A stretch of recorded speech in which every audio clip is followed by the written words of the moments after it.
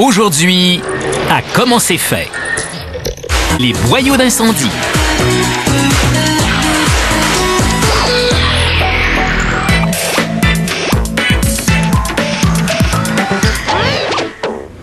Autrefois, combattre un incendie signifiait se passer des chaudières d'eau. Les premiers boyaux d'incendie étaient en cuir. Ils étaient pesants, craquaient lorsqu'ils étaient secs et se déchiraient souvent sous la pression.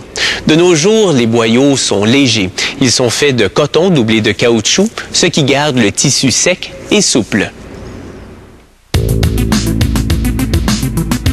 Les boyaux d'incendie ont diverses dimensions pour remplir tout un éventail de fonctions. Les petits légers servent à combattre les feux de forêt, tandis que les gros robustes servent à mater les feux industriels. Leur production commence avec des centaines de bobinaux de fil de polyester alimentant des métiers à tisser automatisés situés un étage au-dessus. L'usine programme chaque métier à tisser pour qu'elle tisse un dessin particulier qui incorpore des bandes d'identification. Il s'agit de repères visuels pour aider les ouvriers à assembler le boyau par la suite. Ce tissu formera la graine extérieure du boyau, soit l'armature textile. Elle devra résister à des températures extrêmes. Elle est donc trempée dans une solution de polymère de plastique à laquelle on a ajouté une teinture. Le liquide encapsule les fibres, les rendant durables et hydrofugées. À un autre poste, les ouvriers mélangent des granules de polyuréthane, une forme de plastique, à du colorant blanc et des granulés adhésifs. Ce mélange formera le tuyau imperméable à l'eau qui constitue l'intérieur du boyau. Lorsque l'adhésif sera activé par la chaleur, le tube adhérera à l'armature. Le mélangeur achemine les ingrédients à une machine d'extrusion qui fait fondre le mélange et le façonne en un tube creux. Le tube plonge ensuite dans un bassin d'eau froide pour figer le plastique. Ensuite, il passe à la table d'inspection où une imprimante automatisée imprime des codes à des fins de suivi. Pour assembler le boyau d'incendie, on tire d'abord une armature sur un câble de 30 mètres.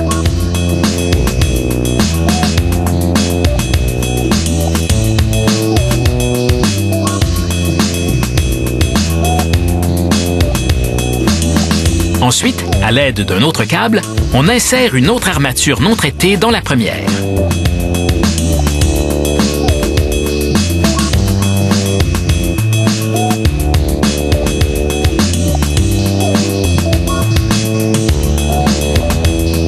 Finalement, un câble est attaché à la couche centrale, le tube, et il est tiré à travers toute l'armature doublée.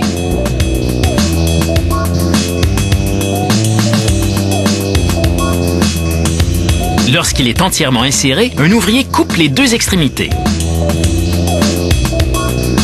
Les trois couches, l'armature extérieure, la gaine intérieure et le tube, sont prêts à être unis. Les ouvriers entreprennent le processus de fusion en fixant une des extrémités du boyau assemblé à une tuyère de vapeur. Tandis que la pince tient le boyau bien en place, la tuyère envoie de la vapeur pressurisée dans le tube. En même temps, elle recule défaisant tout nœud. La vapeur chaude fait fondre l'adhésif dans le tissu et il pénètre la gaine qui l'entoure. Lorsque tout est parfaitement droit, les ouvriers pompent de l'air froid dans le boyau pour durcir l'adhésif. Les couches sont ainsi soudées en permanence.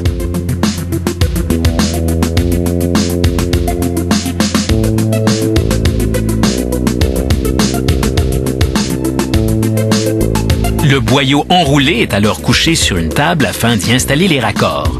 Ce sont les pièces qui permettent de le fixer à l'alimentation d'eau à une extrémité et à la lance à l'autre.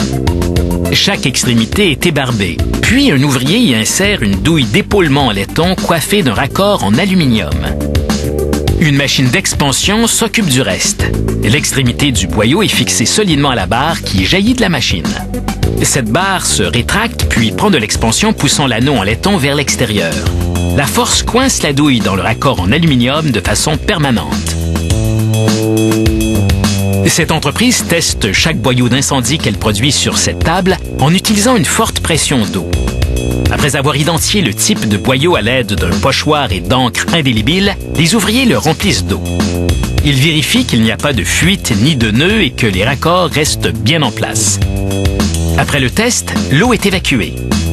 Une énorme éponge est insérée dans le boyau afin de retirer toute eau restante. Et voilà, ces nouveaux boyaux sont prêts à recevoir leur baptême de feu.